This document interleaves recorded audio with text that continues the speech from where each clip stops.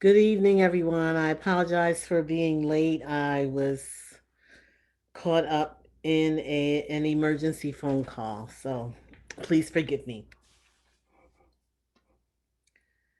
Um, it's 7:02. We'll give it a couple more minutes to see um, if any other folks are going to join us tonight, and then we'll get started.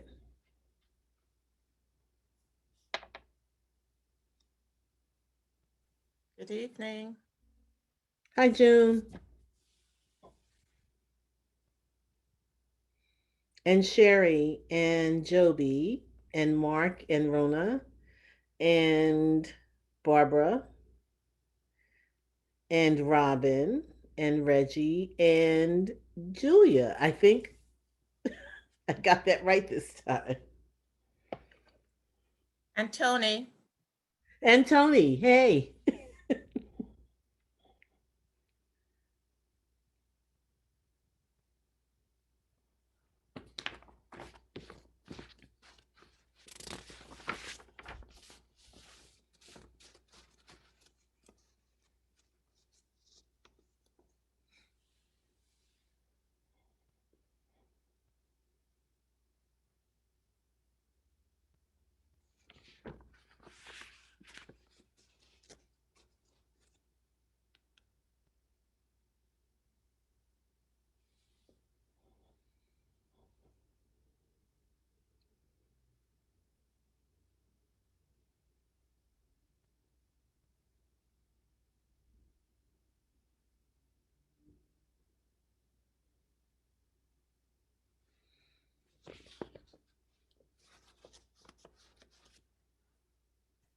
Hello, June.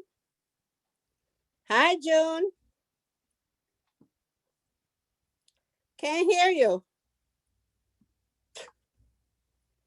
I'm not getting a sound. Can you hear me? She's muted. June is muted. Oh, oh. Did you get my text, Pastor? I Uh, didn't see. Yeah, I didn't see the attachment you talk about. Well, I thought this was. It says the February the 24th. So but this is the same one. But I don't see the attachment for the notes. no, I definitely sent an attachment, and no, Mm. I did not get your text. Oh, okay. Hi, Yvonne. Hi, June. How I'm are not, you? I'm not too technically savvy, so I did some Don't feel bad. sound. Join the club. Hi, Tony. Hi, how are you? Good. Okay.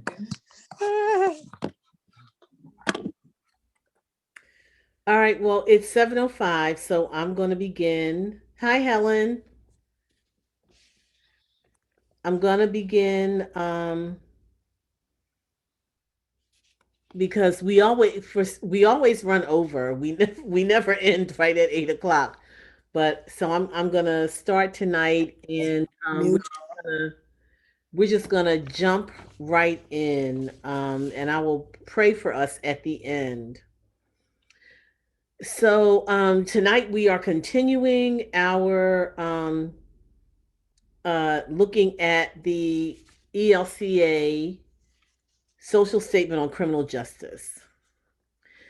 And we've talked about a few things already, which are going to be recapped as we move through the evening. So I'm not going to bother going through them now. But there was an exercise in the handout that was really about scripture reading and and then you writing something. So um, the first scripture is from Galatians. It's Galatians chapter 6, verse 2. And that says, bear one another's burdens, and in this way you will fulfill the law of Christ. So I think on your handout, which I don't, do I have that? I thought I printed it, but I don't see it. I might have left it on my computer, but anyway, um, we're not going to divide up into groups. We're just going to do this all. I will do all the reading, and then you guys will do the writing. So the first group reading is both of the whole this entire reading is done from Matthew 25. And the version that you will be hearing is from the Message translation of scripture. Enter, you who are blessed by my Father. Take what's coming to you in this kingdom. It's been ready for you since the world's foundation, and here is why. I was hungry and you fed me. I was thirsty and you gave me a drink. I was homeless and you gave me a room. I was shivering and you gave me clothes. I was sick and you stopped to visit. I was in prison and you came to see me. Master, what are you talking about? When did we ever see you hungry and feed you, thirsty and give you a drink? And when did we ever see you sick or in prison and came to you? I am telling you the solemn truth. Whenever you did one of these things to someone overlooked or ignored, that was me. You did it to me.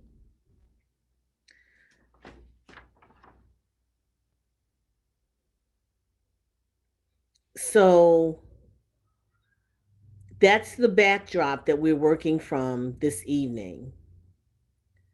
So the purpose of the writing exercise is twofold. It's so that you can gather your own thoughts and experiences without having to say them out loud. And it's also so you can empathize with the theme of this session, which is really about hospitality and accompaniment. So on the handout that I emailed you, you will see there are 3 writing prompts. One says, a time I visited someone in need, blank, fill it in. A time someone visited me when I was in need, blank, fill it in. Burdens that people bear in the criminal justice system. So we're going to take 3 minutes for each prompt. And you may not need that long, but what you're being asked to do is excuse me, I'm really stuffed up for some reason.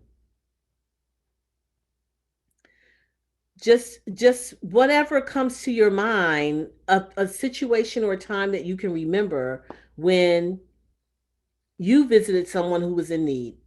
What did that look like? Someone visited you when you were in need. What did that look like? And then thinking about the people that bear burdens in the criminal justice system. What does that look like? So I'm giving you, and I'm going to take myself off of video because I'm setting a timer for exactly 9 minutes because you have 3 prompts and I'm giving you 3 minutes for each prompt. And as you finish, you can, if you know how to raise your hand on Zoom, you can raise your hand on Zoom, or you can just raise your hand physically because I'm still going to see you. You just aren't not going to see me. Okay, your 9 minutes is starting now.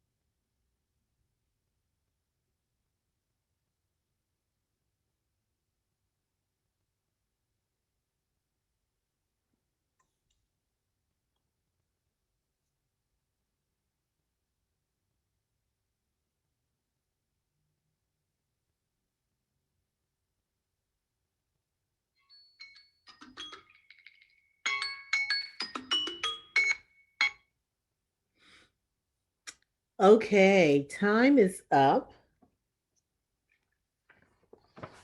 And if you haven't been able to respond to all three prompts, that's fine. We'll have a chance to talk about it before we are done this evening.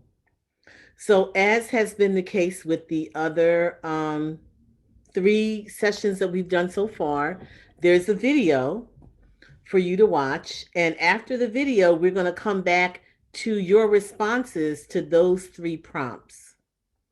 So, but before we go to the video, someone else has joined us, LAPRY. Can you tell me who you are? Can you unmute and let me know who you are?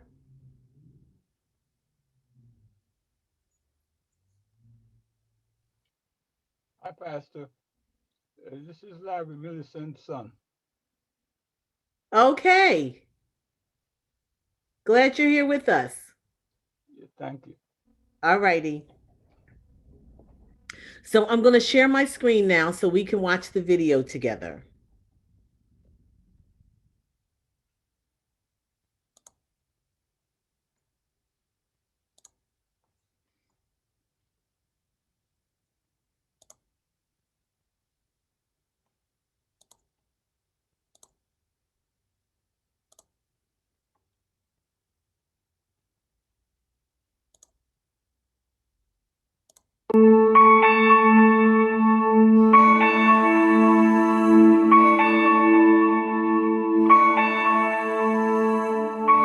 Hello, I'm Pastor Derek Nelson, and I was on the task force that developed the social statement you've been studying.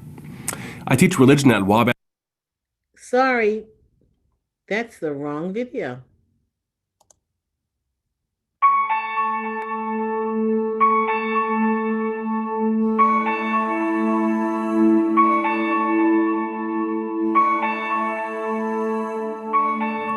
Hello, I am Pastor Linda Manson. I was a member of the task force that drafted the social statement we are studying. I serve Living Gospel Ministries in Philadelphia, Pennsylvania, and we have a focus on mission that offers resources and assistance to men and women returning to our communities after incarceration, those with a criminal conviction in their past, as well as their families. Today's session highlights the ministry of hospitality and accompaniment. We're going to talk about practical actions congregations and members can take. Let's begin, though, with a quick review. In session 1, we were introduced to the new social statement created by our church body, the ELCA. We pondered reasons we are called to care about the subject of criminal justice. Those reasons included what God desires, justice, and what our confessions teach, compassionate suffering. We learned that our church can be identified by a mark of compassionate suffering. In other words, we go with God to the hard places. During session 2, we named some of the people who are crying out for hope and justice. For example, victims of crime, families of incarcerated people, juveniles being tried as adults, those who are convicted and have no possibility of returning to community, and prosecutors who are doing their best to care for their clients. We confronted racism in the system and turned to the story of the Good Samaritan to think about what all this means for today. In session 3, we further equipped ourselves as Christian witnesses by focusing on God's message of justice. We recognized that God's will for us is to flourish. We stated that because of sin, we experience God's action in the world in 2 ways. God works through a form of justice called civil righteousness to seek just laws and humane systems within the institutions of the world. God also dispenses spiritual righteousness, which we receive through the gospel. These 2 types of justice are distinct, but related. You may remember that we looked at our yearning for both kinds of justice because they demonstrate God's vision for all of us. Now that we've reviewed what we've learned so far, today we can begin to imagine what happens and how we apply all this to the pain of a broken system of criminal justice. Even though we still may want to run away from this difficult subject, 3 things fortify us to stay: God's Word, the world's need, and our God-given sense of fairness and ministry. When we do stay, we receive an opportunity as the church. We are blessed to witness to Christ's radical love that turned the world upside down. This love includes listening, hospitality, accompaniment, and advocacy. We've already talked about listening to the cries of the people calling for help and change, and we'll look at advocacy in the final session. So for today, we'll focus on hospitality and accompaniment. I'd like to share with you what hospitality looks like in the work I do. At Living Gospel, we witness the power of hospitality every day. I recall a young man who came in for assistance with finding employment. He was depressed and had very little self-confidence. He had lost his job due to a DUI conviction. He was paired with a mentor whom he met with weekly, as well as attending our life skills workshops. Just a few short weeks later, this young man was smiling each time we saw him. When I asked him what made the difference, he told me that just knowing that there were folks who cared about his success and were willing to invest time to assist him made all of the difference for him. The social statement reminds us that hospitality opens a door to another person, even a stranger who may out of the blue ask for our protection. Of course, we must stay mindful of the safety of all, but any congregation can show hospitality to a stranger who needs a worshiping community of word and sacrament ministry. As you may recall, the ELCA tagline is God's work, our hands. The statement suggests that God's work includes accompaniment. Accompanying takes place in many different ways, but basically it means that we stay there with someone, journeying through an extended period with them. So, for example, at Living Gospel, we regularly correspond with men and women who are currently incarcerated and are beginning to plan for returning to our communities. We assist them with finding the resources they will need. We also have trained volunteers who meet with their families and help them to understand the changes they will be facing as their loved one rejoins the family and the community. In short, we share a part of their journey as they reconnect with community. Other possibilities I know about are a congregation can offer a safe space for family support groups, or work to secure safe housing for a former offender, or organize transportation for someone to visit an incarcerated loved one. We can all pray. Pray for the people we've heard that are crying out, and keep praying, and keep praying. We can provide long-term support for families of offenders. We can offer worship and presence in correctional facilities. Because the incarcerated population has increased so dramatically in recent years, the professionals are often unable to keep up with the spiritual and social needs. We can learn about what accompaniment looks like from incarcerated Christians who support one another through prayer and listening as they face the challenges of imprisonment. But most importantly, we can be that faithful and unwavering presence for our brothers and sisters that bears witness to the light and love of God and helps them to know that they too are valued and loved by God. So as you can see, there are many opportunities to treat people in the criminal justice system with dignity. We are called to bear one another's burdens by listening, by welcoming, by accompanying. When we, as the ELCA, bear the burdens of our brothers and sisters in the criminal justice system, we become a yes to others as a response to God's yes to us. Now, you've heard a little bit of my story and heard about a few other ideas for loving ministry. Now it's your turn to brainstorm actions that you and your congregation could take.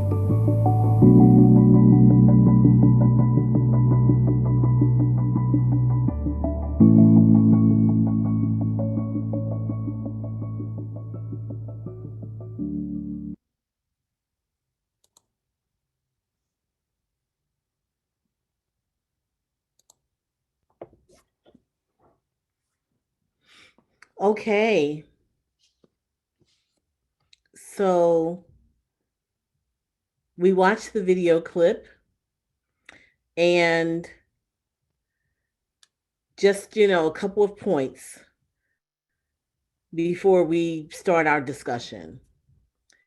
As the church, we're called and invited to demonstrate Christ's radical love through very concrete actions that we all can take. Actions that show that we are bearing one another's burdens. Another point I like to make is that hospitality is a central feature of our biblical witness. And therefore, it's part of our own social teaching. Many congregations have found ways to extend hospitality to those who are affected by or connected to the criminal justice system. And then finally, to speak about accompaniment. Accompaniment names a basic practice that we all do in ministry. It's the work of simply journeying with those, in this particular instance for our purposes tonight, journeying with those who have been harmed by or harmed through some, in some period of their lives. And this is a model that we have. We have this and we see this over and over again from Jesus. Jesus models perfectly for us what accompaniment looks like. So the video covers those 3 points. And so now, and the social statement, our social statement says, through ministry and the bearing of the burdens of those in the criminal justice system, members of this church can respond wisely through 4 practices: hearing the cries, hospitality, accompaniment, and advocacy. So with those things in mind,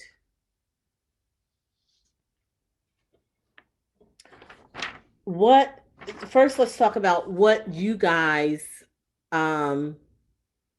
wrote during your writing time to those 3 prompts that said, a time I visited someone in need, a time someone visited me when I was in need, burdens that people bear in the criminal justice system.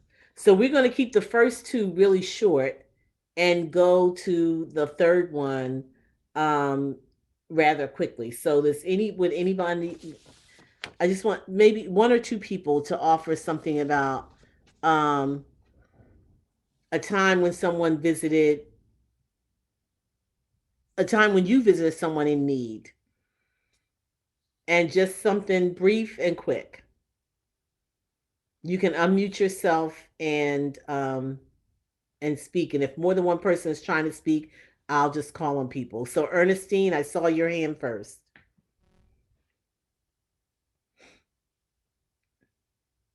You're muted, Ernestine.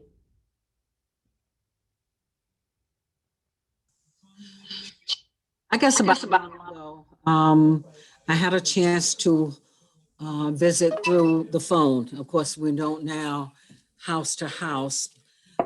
A neighbor who has been housebound for a long time now because of her injuries. And so she really just gets around inside the house and relies on phone calls. And I shouldn't say rely on phone calls, but look forward to phone calls. And it seemed to pick up her day. I had not spoken with her in, I guess, about a month before then, even though she's right across the street from me. And I have to say, I'm kind of ashamed that I have not done this before. But I felt good myself after speaking with her, and she felt good. So that was my unexpected visit through a phone visit. Mm-hmm. Thanks, Ernestine.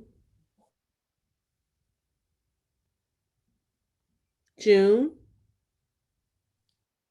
I had, there was an old, she started out being a client, and she got older and she was by herself. She had no family. And she would call me to come over to her apartment to help her do one thing or another. And then I ended up, I would take her to her doctor appointments. Like I would go on weekends and take her to get her hair done. I'll help her change her bed sheets. Then eventually I had to try to get her into a nursing home because she fell and she couldn't be, on her own.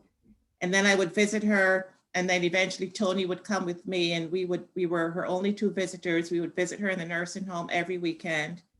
And she used to look forward to that. I mean, that was her lifeline. She would light up when she sees us. And she was, I would bring her laundry home to do it because she didn't like the way the nursing home would wash her stuff. So I would bring her stuff home. And this went on for a couple of years, every weekend. And because if something happened and we had to go away, she would write it on her calendar when we're coming back, just so she knows that we're going to be there to see her.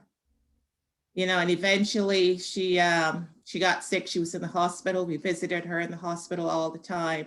And then I planned her funeral. Had no one else. And I think it was just that God sent me to be there for her in her time of need. Thank you, June. Thank you. So let's move to the second prompt. A time when someone visited me when I was in need. Can somebody offer just a short, we don't want to make it long, but just a short thing. If I have one or two people who might be willing to offer something on that briefly. Okay, Pastor, I'll speak Okay. about time. Can you hear me? Yes, we can. Someone visited me. Well, I'll say when someone assisted me in my time of need. And I'm trying to make it brief. I was 17 years old and pregnant with my first child. My mother didn't want to hear of it. West Indian, anybody know about West Indian parents? Pregnant without a husband, that's a no-no. And so I was almost forced to leave my mother's house, and went to live with my boyfriend's mother. And she took care of me like I was her own daughter. She did everything for me. She did for the baby. Then I came to America. She raised him until I got here, got married, was able to take him. And I later sent for her. And she helped me. I didn't know what babysitters were for my children. She helped me to raise them. And she lived with me until the day, 4 months after my husband, she died. I planned her funeral. I buried her and everything. A lifelong connection. Yes. Since I was 17 until I was in my 50s.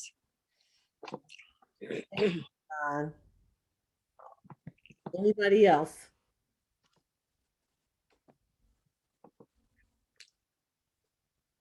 Okay, so we'll move to the third prompt. What are the burdens that people bear in the criminal justice system?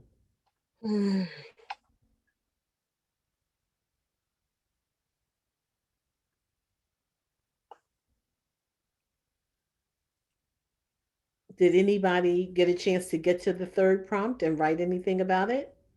Are you asking, I'm sorry, Pastor, are you asking what the burdens the prisoners bear or we bear? No, because as we've worked through these past couple of weeks, we haven't only talked about prisoners. We haven't only talked about folks who are incarcerated. We've talked about the judicial system. We've talked about law enforcement. We've talked about, attorneys on both sides, prosecutors and defenders. So it's saying, like, what are the burdens that people bear in the criminal justice system all the way around? So June, I think June had her hand up first, and then you, Ernestine. I had just being profiled, um, being an innocent person, but being picked on, being profiled, and disproportionate sentencing. Okay. Thank you. Ernestine? This happened whenever my children were young, and we lived in a garden apartment. My husband was working with, he was the only Black working there with a very small group, but he became friends with an Italian young man, and before work, they would go jogging each morning, and then Glenn would come home and take a shower and go to work. Well, one morning, early morning, this other young man who was white could not go, so Glenn decided to go running himself. Well, we lived on the edge of a predominantly white neighborhood, and you know what happened as soon as he started running? This Black man running through the white neighborhood, and he was stopped, wanted to know what he was running from and what was he doing in that neighborhood, even though we lived about a block away. Um, was he trying to steal something, whatever? And of course they had him spread eagle against the car. And he had to prove he just had his keys with him. He didn't have other identification because he was in his running shorts. And this was one of the very upfront experiences that we've had with the law enforcement. What we considered coming from the South, we thought that the North was be more liberal. Well, it's a rude awakening. And so that was one of the first things that we were faced with, yes. Thanks, Ernestine. So just by way of clarification, or helping to move the conversation along, just want to say it's like, so when I talk about burdens that people bear in the criminal justice system, so because in a minute when we start brainstorming, these are the things we're going to need to talk about. So just, off the top of my head, I'm thinking, so people who are incarcerated, they can't, I mean, like, so right now, because of COVID, um, they don't, their visits are extremely limited. Um, they can't, like, I cannot send stamps or a book or a magazine directly to anyone who's incarcerated.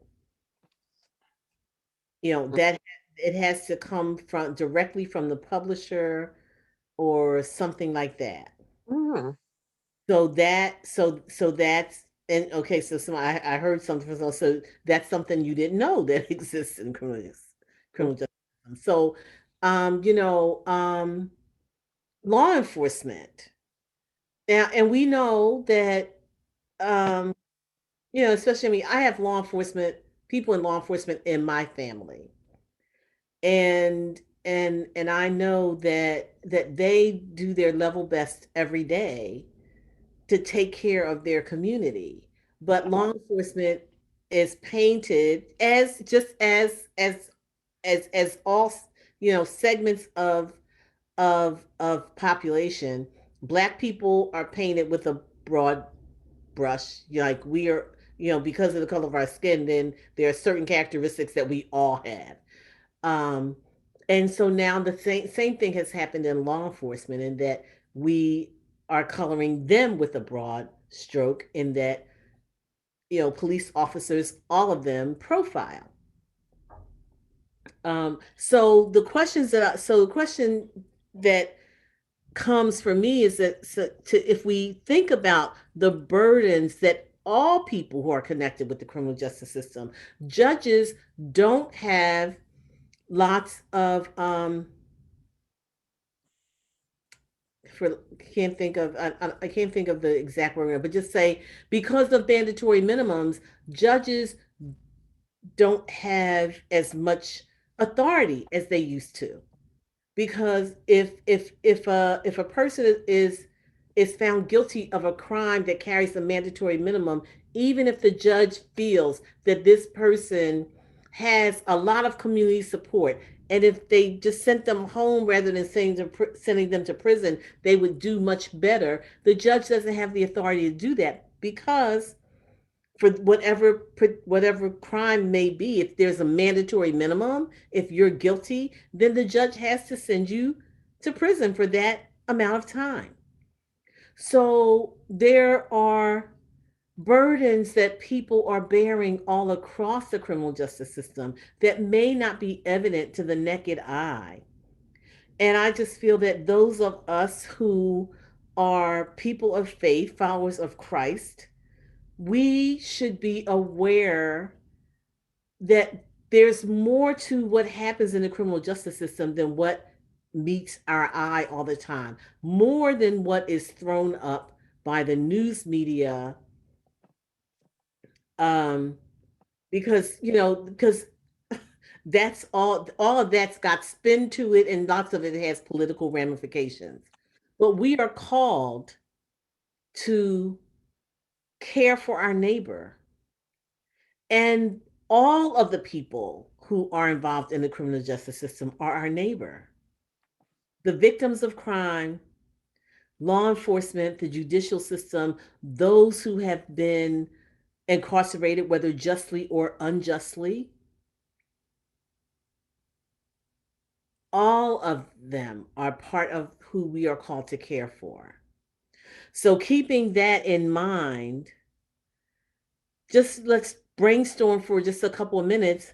What are 5 needs what are 5 things that need to be addressed in the criminal justice system? And see and I'm going to take notes now because I want to see what you all come up with. So 5 needs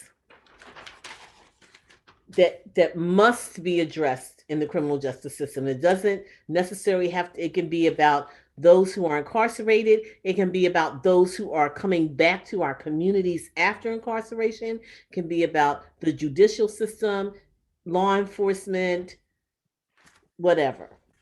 Mental issues, Mental health. mental health, because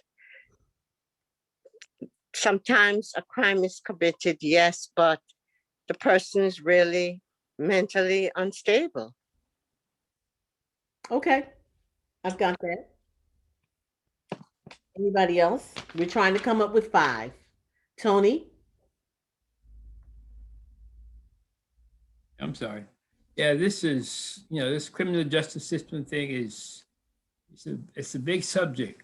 And what I personally think is that there should be a national uniform code that governs police officers' conduct. It shouldn't be, once every state or every municipality within the state having different rules. And, like for instance, the search and seizure, there should be a uniform code. Police officers should not be allowed to do certain things. I know the jobs that they have a tough job, but something like, most of the times in these shootings and these killings by police officers, they just have to say, I was afraid for my life. And just those words seem to justify what they can do.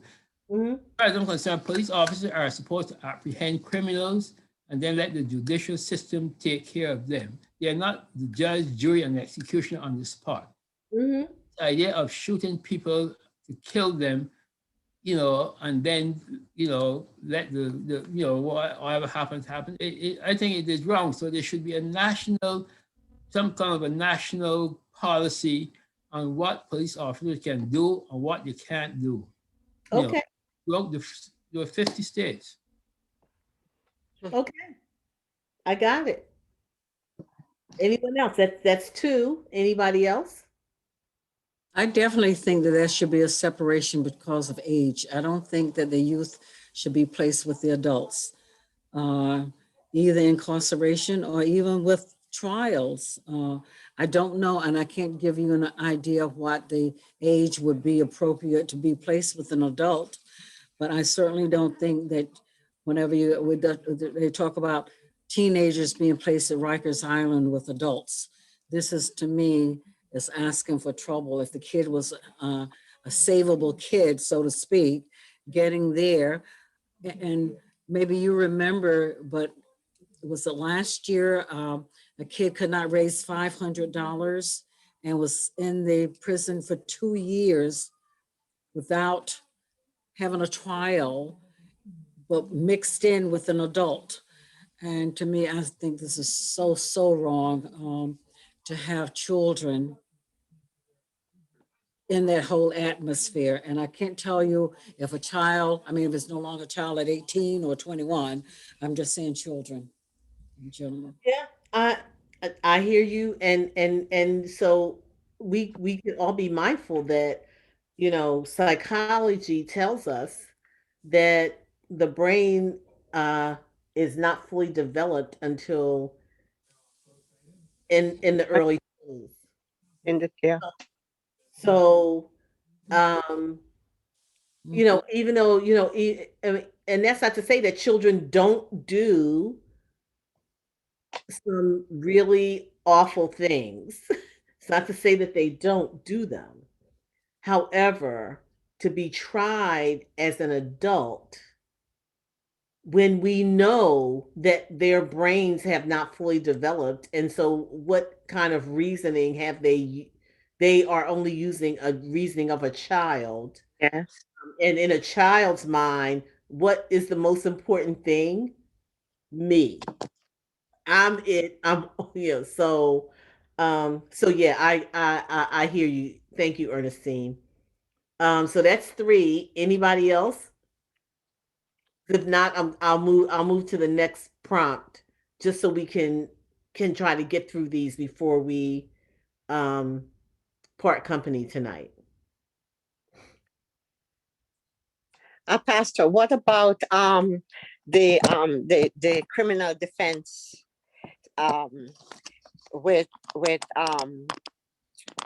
a legal aid as opposed to a lawyer?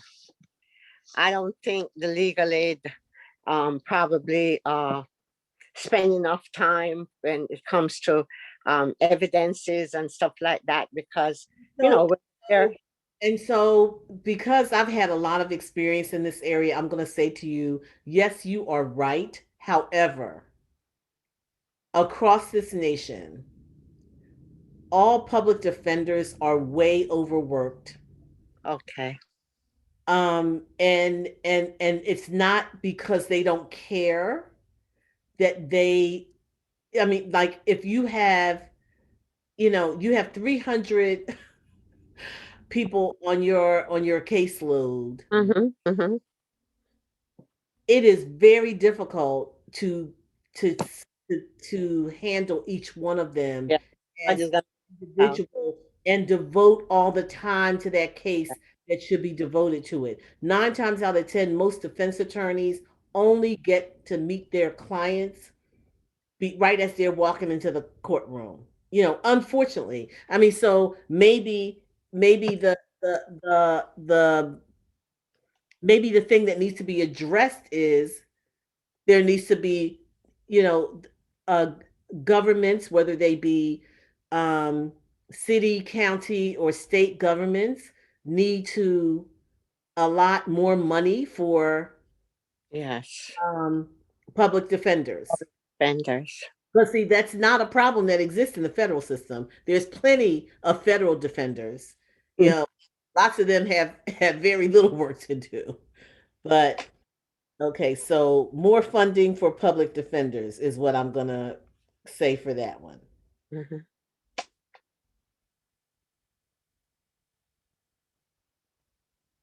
Pastor, Yes. I believe that in your law enforcement, the educational level has to be made a little higher. Some of these policemen are not really educated. They don't know psychology, they don't know sociology, and they just tend to do what they see the other people do. Now, I know in Nassau County, there was a rule years ago, you had to have 64 credits. I don't know if it's more now. I think the city, I'm not sure about the city, but if you look around, some of these policemen are high school graduates, never had any sociology or psychology, and their reactions are based on, I don't know, something in their family or something that's happened to them. It's not based on educated guess, because when these cops shoot a person who's got a psychological problem, they don't shoot them in the leg, they shoot them in the chest. Right. And if they were educated So I not want to do it, no, so I want to so on the education part, I want to offer something to you that maybe none of you know this. And so I hear what you're saying, and there is value to what you are saying, but I also know that sitting in a classroom to learn psychology, or social mores and all that stuff, that doesn't necessarily transfer to your practice when you do your job. So I'm not so much on the train of they need to be more highly educated before they can be an officer. But what I would offer you is that what they need is not to have training that tells them to shoot to kill. I mean, there was a time when our law enforcement officers were not militarized. I mean, this is something that has happened over time. And so the reason why they shoot to kill is because that is the way they are trained. There's no longer any training that says shoot to unarm, shoot to disable. All training is shoot to kill. Yeah. Oh my gosh. If you look at law enforcement, Mhm. and I'm just and believe me, I'm not saying that law enforcement doesn't have its problems. I don't want you to hear that either. But what I'm saying, if you look at what has happened to law enforcement over time, law enforcement um has become super militarized. Their weapons have changed. When law enforcement shows up for whatever, they're highly weaponized. There was a time when they just used to have, their pistol and a billy club. Now they've got semi-automatic weapons and so forth and so on. So I would beg to differ that they need to be more highly educated before they enter the academy. I think that the training in the academy is what needs to change.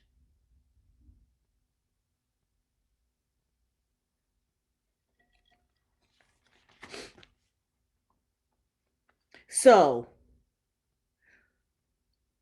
thinking about Good Shepherd and the things that we've mentioned and or not mentioned, what aspects do we have at Good Shepherd to address these things that have been mentioned?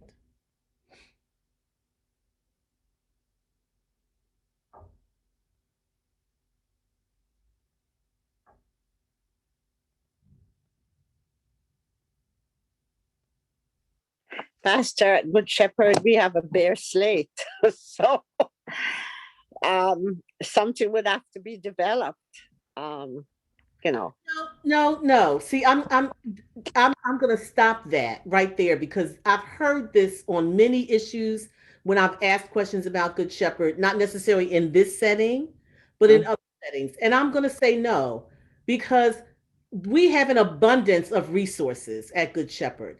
And we need to stop talking about what we don't have and really look at what we do have and put that to use. But I don't mean, Pastor, I don't mean, what I'm saying is that when I say we have a clean slate, we have never done anything like this. And so that doesn't mean So, you know, I want you to hear what I'm asking for. Hear what I'm asking for. Instead of going for the easy answer, listen to me and hear what I'm asking for. I am asking for what are assets that we have within Good Shepherd. We don't have to construct a program. What are assets that we have within? I can tell you one that we have right now. She's on this call. She's on this meeting. Sherry Squires has worked with folks in the criminal justice system. She's an asset that we have that we can put to use to help us with this.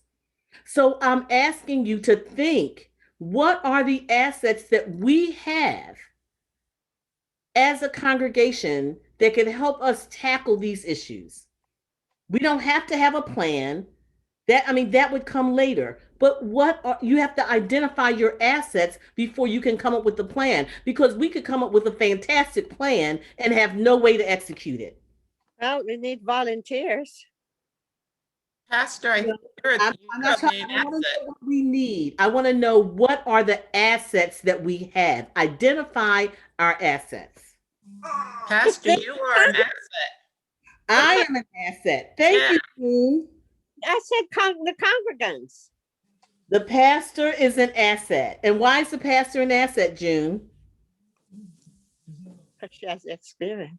Oops, because you have worked with the prison This systems is work before. that I've done for 40 You're years. a guide. You can guide us and lead us. Thank you. But Pastor, that's what I meant when I said empty slate. Exactly what June is saying.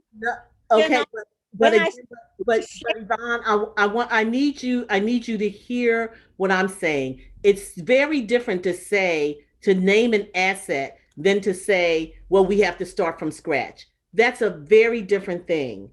And I'm saying this and I'm pushing back on this because, like I say, I've heard this over and over again at Good Shepherd. We need to work from the abundance that we have rather than talking about what we don't have. So the pastor is an asset. What's another asset? I saw you, Ernestine. Well, we do have people that have worked with the youth.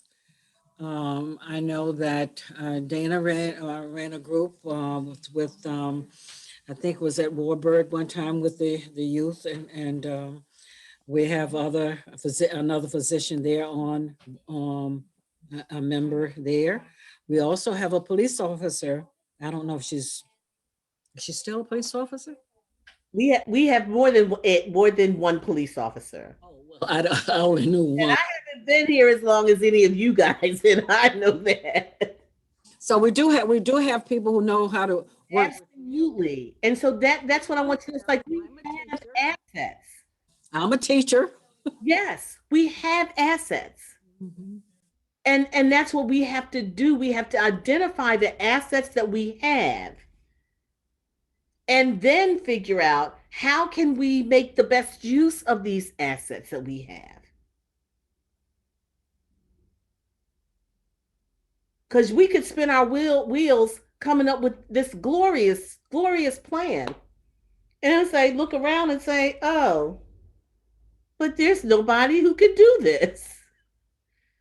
So you look at the assets that you have, and then you figure out, what can we do?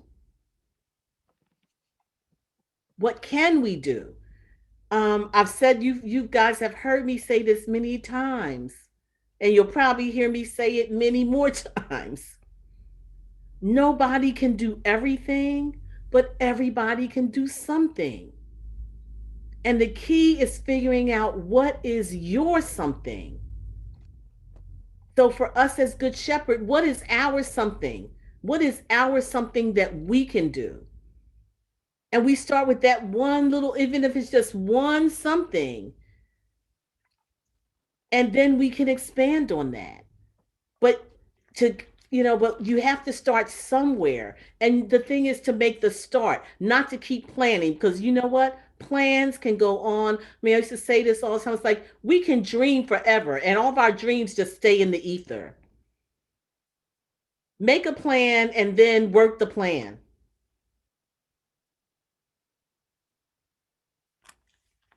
So, what other assets do we have? We got two. The pastor's one. People who work with young people are two.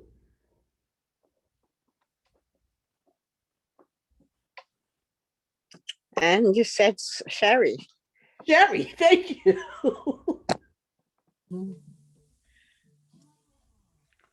We also have property. We have the building. We have a building. Thank you.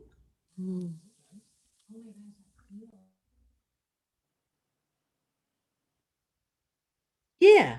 So we have assets. We know there are needs that need to be addressed, right? We know we have assets. So the next thing is, then how do we put these assets to work to try to address the needs? What up? Sure, where is it? What about talking to some of the, I don't know about politics much, but the legislators, No, people. no, you're going too far. How do we, the assets that we have, we've identified some assets and we've identified some needs. How do we put these assets to work to identify the needs that we've addressed? We're going to have to match them somehow. The assets. We sit down and we do some mapping. Yeah. You sit down and it's called asset mapping. When you see a need and you see an asset and you say, okay, so how do they fit? And if the assets and the needs don't fit, then you have to go back and figure out. So, I mean, because I only asked for 5 needs. We know there are many, many more than 5 needs. But if the assets that we have can't address any of those needs, then we go back and we look at the needs again and figure out how the assets we have can address some of the needs. Are you following me on this process? Yes, Pastor. Okay, this is what makes the beginning of I don't like the word program, the beginning of a ministry, because I think that whatever we do in church really is not about programs. It's about ministry. It's about actually meeting a need. It's about accompanying people. It's about living the gospel the same way that Christ lived the gospel. So, so because there are burdens, as as we've worked through these last couple lessons, there are burdens that we're called to bear. And the biggest of them is that we're called to bear the burdens of our neighbors.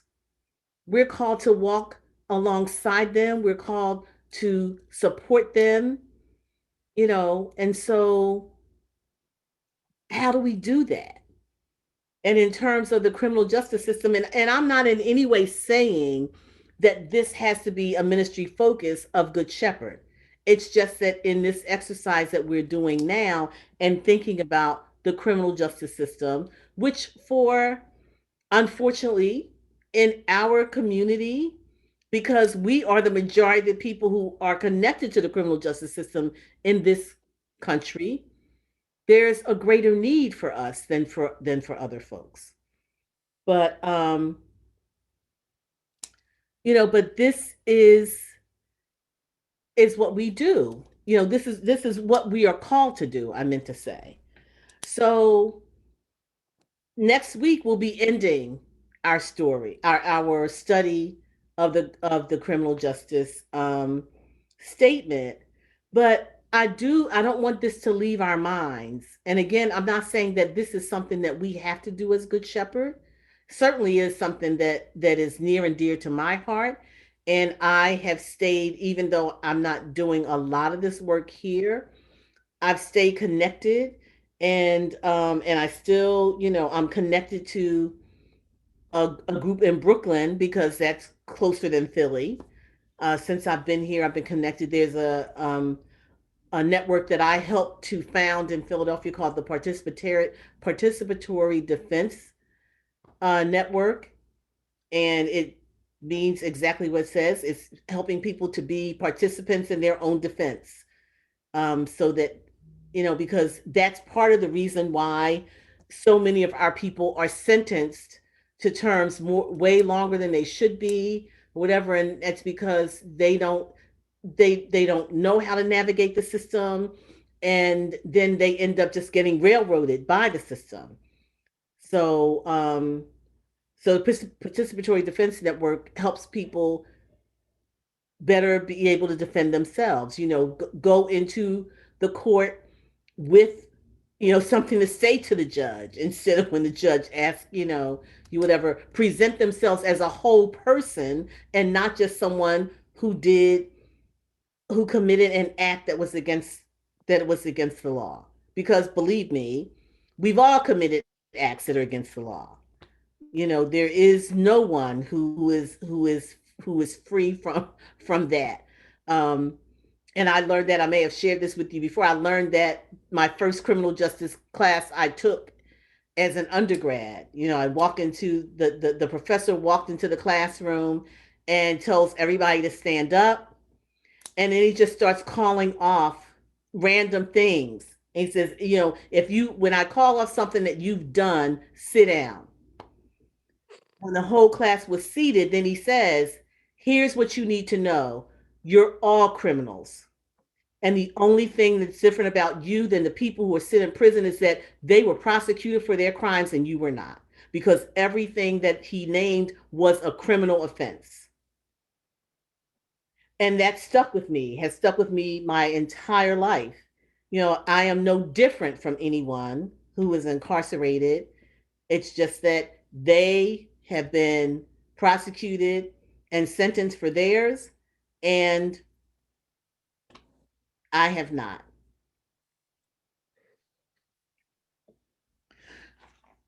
So I say all that to say, as people of Christ, I think that we have to be more aware of our neighbors and the plight of our neighbors. And that is not to say that neighbors are perfect, because none of us are perfect. And we've all done things that either have broken the law, things that we're not proud of. We're in our human condition, we can't help it. That's who we are. But that doesn't mean that we abandon our neighbor.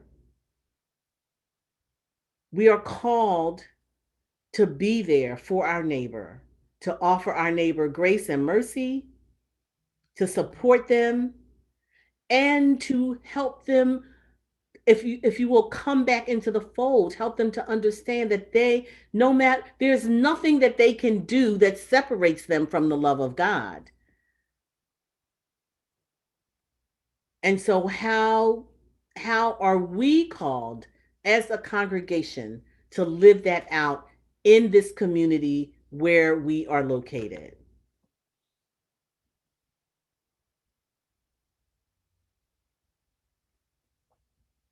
And there are any number of ways that we can do that. And so I would say, like right now, and for next week, we'll be talking about the criminal justice system. But beyond that, it could be anything. But we certainly are called to do something. We're called to be a beacon. And I would like to see us live into that. However, whatever it looks like for us, and we'll discover that. But that's part of all the call for each one of us as individuals, and even more so the call for us as a community of faith. So now I'll offer just a few minutes of open time. If you have any other things that are on your hearts and minds for this evening, now's your time. Ask me questions, throw out whatever you're thinking. And after this time is up, then I will pray us into the rest of our evening.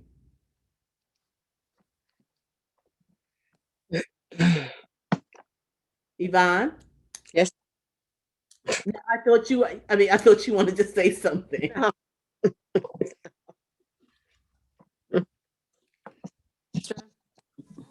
Ernestine?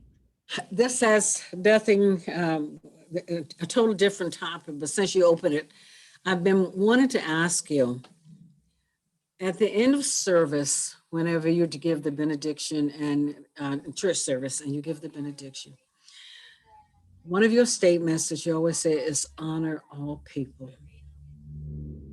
It bothers me. How can we apply?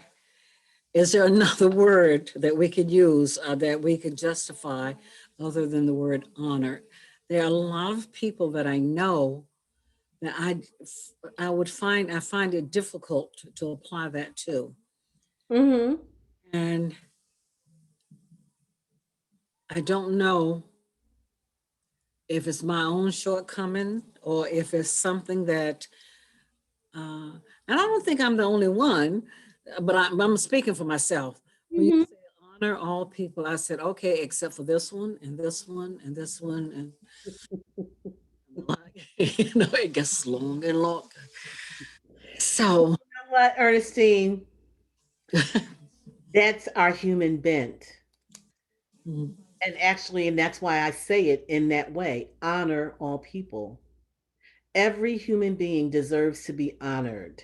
Now, does that mean that we lift it? But I think that it's what does that word honor mean to you? Does that mean that you have to lift them up? I'm not sure what that, but for me, the word honor all people means that we treat everyone the way we want to be treated. okay, I can deal with, I can, that one I can work. What that means for me, when you honor all people, Mhm. treat everyone the way that you want to be treated. Okay, okay, okay, okay. I guess I was putting it on. And I appreciate you asking that. Because lots of times people won't ask about the things that bother them. Very recently, someone asked me about the Apostles' Creed. And they said that they had, as long as they've been in church, they've never recited the Apostles' Creed because they don't like that last line where it says the Holy Catholic Church. And I said, well, if you notice, it's a small c. It doesn't say the Holy Roman Catholic Church. It says the Holy Catholic Church. And Catholic with a small c, the meaning of that word is universal. So we're saying the Holy Universal Church because Catholic with a small c means universal. But this person who's been a person in church for all their lives never asked that question. They just decided, well, I don't like that word and I'm just not going to say the creed. So I appreciate it when you ask about things that bother you because then we can talk about it and you can get an understanding.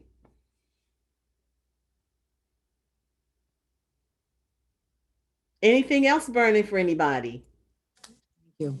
No. You're welcome, Ernestine. Thank you.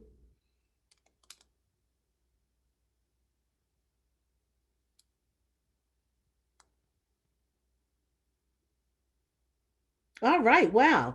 That's everybody's good tonight. That's wonderful. Or either you all got stuff you want to watch on TV. It's like, hurry up and wrap this up, Pastor.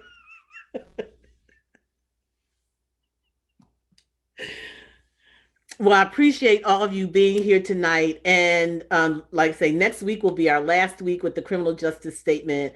I hope that the things that we are talking about are enlightening you, helping you understand maybe some things that you may not have understood, and or just expanding your knowledge and opening up um, a variety of ways to think about things than maybe you have done in the past.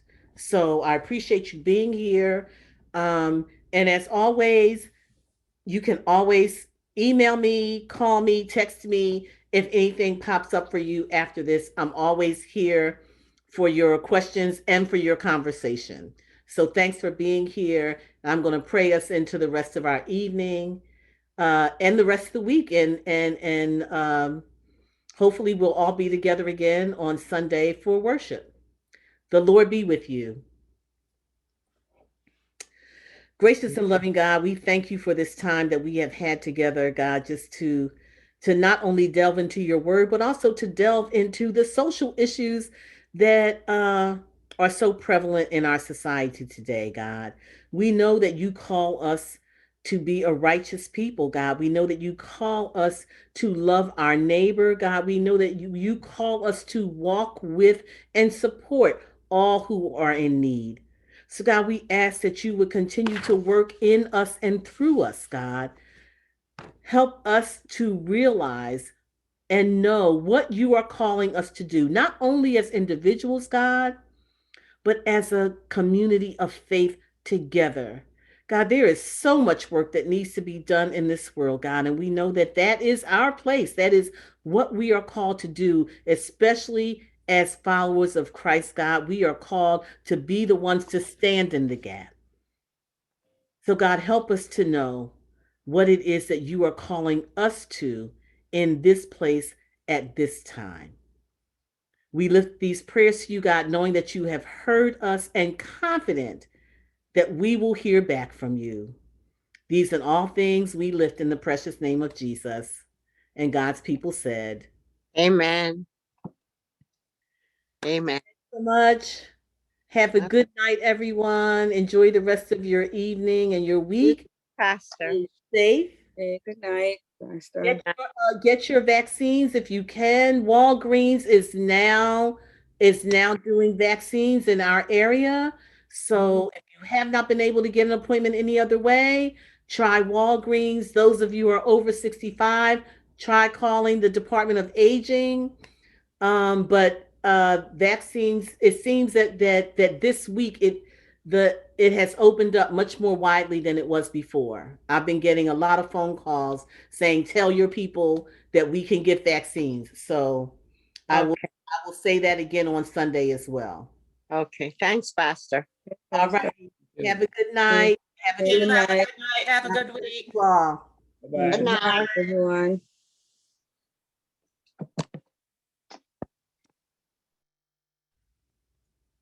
Hey, Sherry, are you there? Are you okay tonight? Sherry? I'm just quiet tonight, Pastor. Okay. I was concerned.